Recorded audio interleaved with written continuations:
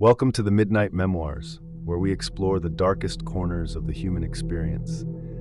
Tonight, we delve into a chilling tale of a man who accidentally stumbles upon a ritual far more sinister than anything he could have imagined. If you're new here, make sure to subscribe, like, and turn on notifications so you never miss a story. Now let's dive into tonight's terrifying experience. It was a crisp autumn evening when Aaron decided to take the scenic route home. The winding country roads, lined with ancient oaks, were usually peaceful and calming, especially under the soft glow of the setting sun. Aaron enjoyed these solitary drives where he could let his mind wander and unwind after a long day. But tonight, something felt different. The air was heavier, the shadows darker, and an inexplicable sense of unease began to creep over him. As the sky darkened, Aaron noticed that his surroundings had become eerily quiet. The usual sounds of the night, crickets, distant owls, and rustling leaves, were conspicuously absent. He glanced at the dashboard clock. It was later than he had thought. The winding road seemed to stretch on endlessly, with no sign of the familiar landmarks he had come to know. Just as he was about to turn around and head back the way he came, something caught his eye, a faint, flickering light deep in the woods to his left. Curiosity piqued. Aaron slowed the car to a crawl, squinting into the darkness. The light was steady, glowing with an unnatural hue, and seemed to be moving deeper into the forest. Against his better judgment, Aaron decided to investigate. He parked his car at the side of the road, grabbed his flashlight, and made his way into the dense underbrush. The woods were thick and foreboding, the gnarled branches overhead blocking out most of the moonlight. As he pushed further into the trees, the light grew brighter, but so did the oppressive feeling in his chest. It was as if the very air around him was charged with malevolence. After what felt like an eternity of stumbling through the dark, Aaron emerged into a small clearing. What he saw there stopped him dead in his tracks. At the center of the clearing was an ancient stone altar, its surface slick with something dark and glistening in the firelight. Surrounding the altar were a dozen figures, their faces obscured by hooded robes. They stood in a perfect circle, chanting in a low, rhythmic tone that sent chills down Aaron's spine. The source of the light was a series of torches, their flames unnaturally high and blue, casting eerie shadows that seemed to dance on their own. The chanting grew louder, more intense, as one of the figures stepped forward, raising a knife high above their head. The blade gleamed wickedly in the firelight, and Aaron realized with horror that it was coated in blood. He wanted to turn and run, to get as far away from this place as possible, but his body refused to obey. He was rooted to the spot, paralyzed by a mix of fear and morbid fascination. The lead figure began to speak in a language Aaron didn't recognize, their voice harsh and commanding. The others responded in unison, their chants rising to a fever pitch. Suddenly, the leader plunged the knife into the chest of a figure lying on the altar. Aaron's stomach turned as he realized it was a human, a young woman, her body now convulsing in its final moments. The chanting reached a crescendo, and the flames of the torches flared violently. The shadows around the clearing seemed to grow darker, deeper, and then they moved. From the darkness, shapes began to emerge, twisted, unnatural forms that defied explanation. They were tall and gaunt, with elongated limbs and hollow eyes that glowed with an unnatural light. These creatures, if they could be called that, circled the altar, their movements synchronized with the chants. Aaron could feel their presence, a cold, suffocating force that pressed in on him from all sides. The lead figure raised their hands to the sky, chanting louder than before. The air crackled with energy, and the ground beneath the altar began to tremble. Aaron watched in helpless terror as a rift appeared in the earth, a jagged crack that pulsed with an ominous red light. The creatures drew closer to the rift, their hollow eyes fixed on the altar as if they were waiting for something or someone. The lead figure spoke again, their voice cutting through the night like a blade. The language was foreign, but Aaron understood its intent. This was an invocation, a summoning of something far darker and more powerful than the creatures that now encircled the altar. The rift widened, and from its depths, a figure began to rise. At first, it was nothing more than a shadow, a formless mass of darkness that writhed and twisted as it emerged from the earth. But as it rose higher, it it began to take shape. It was a towering figure, its body composed of writhing tendrils of shadow that seemed to pulse with a life of their own. Its face was featureless, save for a pair of glowing red eyes that burned with an intensity that made Aaron's blood run cold. The chanting reached its peak, and the figure raised its arms, as if embracing the darkness around it. The creatures in the clearing bowed low, their hollow eyes locked on the figure as it began to speak. Its voice was deep and resonant, a sound that seemed to vibrate through Aaron's very bones. It spoke in the same language as the cultists, but its words were laced with a power that transcended understanding. The figure on the altar stopped moving, its life force drained completely. The cultists' chanting slowed, becoming a low, continuous hum. The dark figure stepped forward, its tendrils reaching out to the lifeless body. As they made contact, the body began to disintegrate, turning to ash that was quickly absorbed by the shadowy mass. The figure seemed to grow stronger, its presence more overwhelming. Aaron's mind raced. He had to leave. He had to warn someone, anyone, about what he had seen. But as he took a step back, the lead figure turned towards him. Though their face was hidden beneath the hood, Aaron could feel their gaze piercing through him, as if they had known he was there all along. The chanting stopped abruptly. The clearing was deathly silent, save for the crackling of the torches. The cultists slowly turned to face Aaron, their movements unnervingly synchronized. The dark figure, now fully formed, also turned its attention to him. Its glowing eyes locked onto Aaron, and he felt a wave of cold terror wash over him. Without thinking, Aaron turned and bolted back into the woods. Branches whipped at his face, his feet stumbled over roots and rocks, but he didn't stop. He could hear something behind him, footsteps, whispers, the rustling of leaves, but he didn't dare look back. His only thought was to escape, to get as far away from that clearing as possible. After what felt like hours, he burst through the tree line and onto the road. His car was still there, a lifeline in the darkness.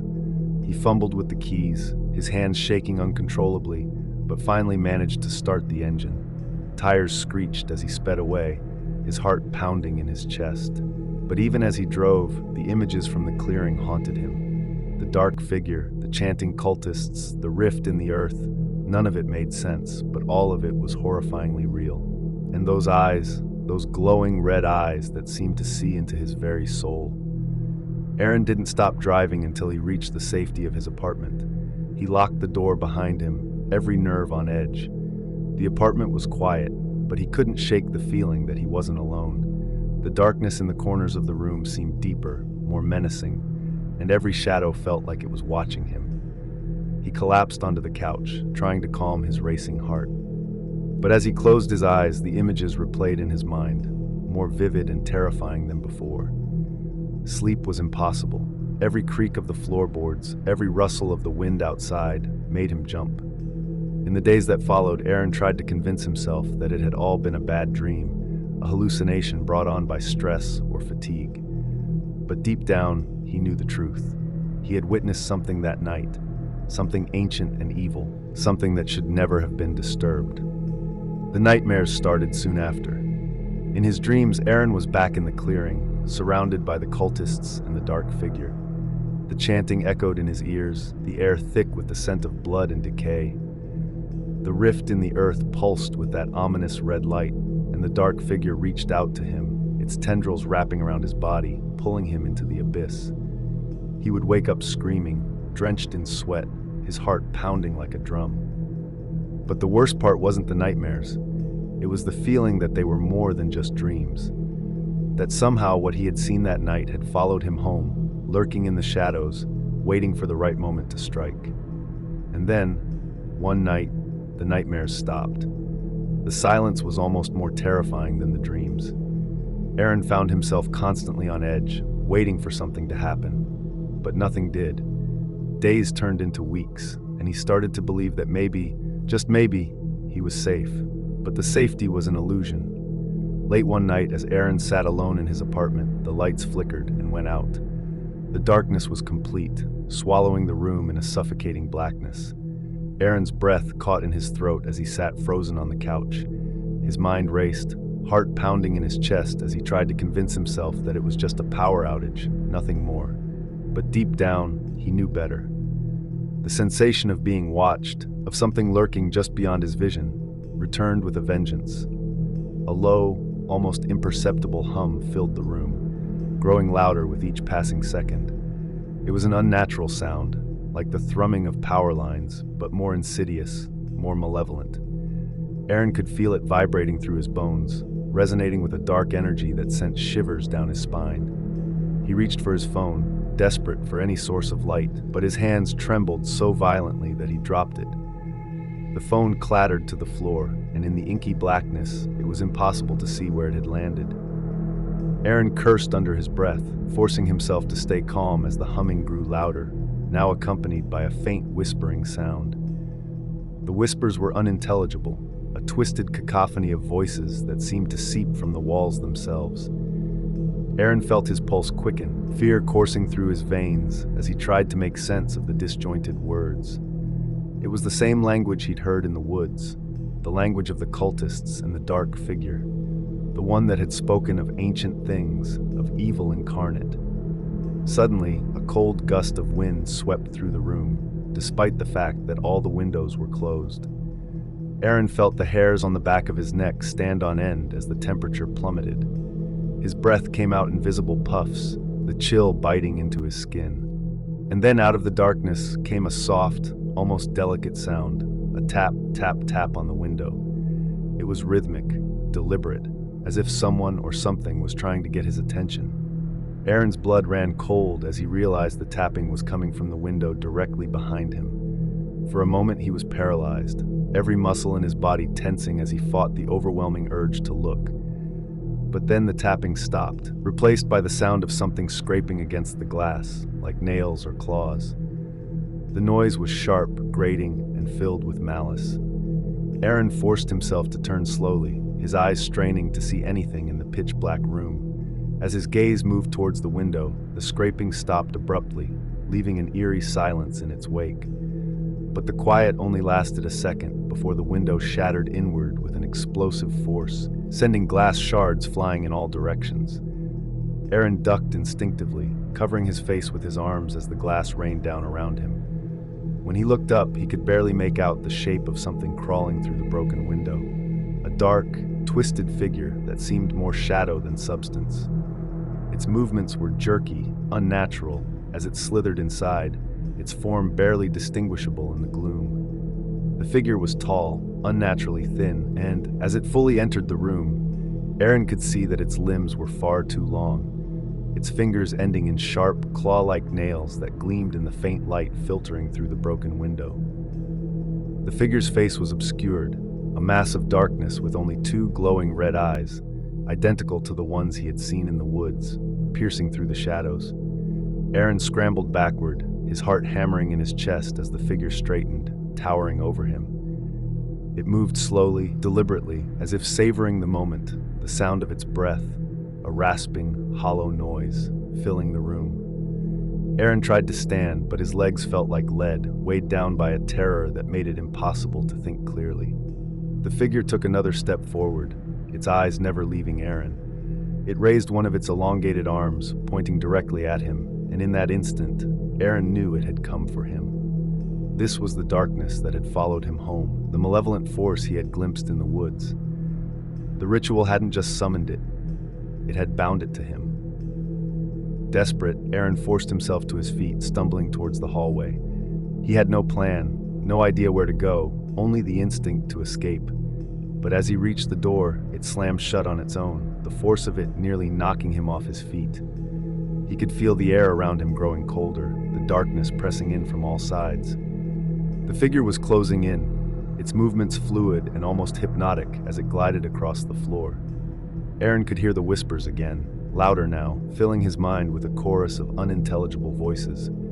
They were inside his head, clawing at his thoughts, eroding his sanity with each passing second. Panic set in as Aaron realized there was nowhere to run. The figure was almost upon him, its presence overwhelming, suffocating. His back hit the wall, and he sank to the floor, his body trembling uncontrollably. He closed his eyes, praying for it to be over, for the nightmare to end. But instead of the fatal blow he expected, the figure stopped mere inches from him. He could feel its cold breath on his face, hear the guttural growl that emanated from deep within its chest. Slowly, he opened his eyes, and what he saw made his heart nearly stop.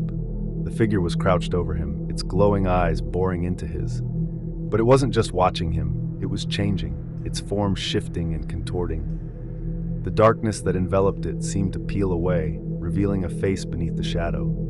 A face Aaron recognized. It was his own. He gasped, his mind reeling at the impossibility of what he was seeing. The creature had taken on his likeness, a grotesque, twisted version of himself, with the same red eyes that now seemed to mock him. It grinned, a horrifying smile that stretched far too wide, revealing rows of jagged, razor-sharp teeth. Aaron tried to scream, but no sound came out. The figure's hand shot out, gripping his throat with an iron force, lifting him off the ground as if he weighed nothing. He struggled, his vision blurring as the pressure on his windpipe increased. The last thing he saw before the darkness claimed him was his own face, grinning back at him with an expression of pure, malevolent glee. Aaron was found the next morning by his landlord, who had been alerted by concerned neighbors. The apartment was in shambles, the furniture overturned, and the floor covered in shattered glass. But the most disturbing detail was Aaron himself, hanging by a rope from the ceiling, his face frozen in a grotesque smile, his eyes wide open, staring into nothingness. The authorities ruled it a suicide, but those who knew Aaron couldn't believe it. He had no history of mental illness, no reason to take his own life. The official report was full of unanswered questions, inconsistencies that were quietly brushed aside. But the truth was far darker than anyone could have imagined. Because Aaron hadn't just seen something that night, he had become part of it. The ritual in the woods, the dark figure, the glowing red eyes, they had marked him, claimed him as their own, and now, even in death, they continued to haunt him, a shadow that would never let go.